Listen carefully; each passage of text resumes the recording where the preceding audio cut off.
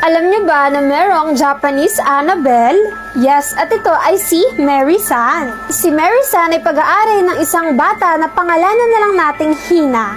Lilipat ng bahay noon sila Hina, kaya naman nagliligpit sila ng mga gamit at nag-iimpake. Pinlastic niya yung doll niya na si Mary. Ngunit sa hindi sinasadyang pagkakataon, natapon ng mama ni Hina yung plastic na kung saan nakalagay si Mary. Akala ng mama niya basura yun. Nung makalipat na sila ng bahay, dun na hinanap ni Hina si Mary. Iyak siya ng iyak nung nalaman niya na natapon pala ng mama niya. Super lungkot niya, tas sabi ng mama niya, tahan ka na, bibilan na lang kita ng bago. Pumayag naman si Hina na bilan siya ng bago, pero kinagabihan, may tumawag sa kanila.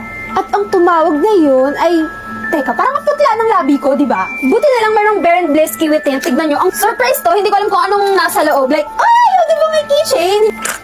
Ay, pink, bongga! Surprise kasi kung anong color makuha mong keychain at lalagyan. Di ba ang cute? Pero yung shade, pwede ka makapili.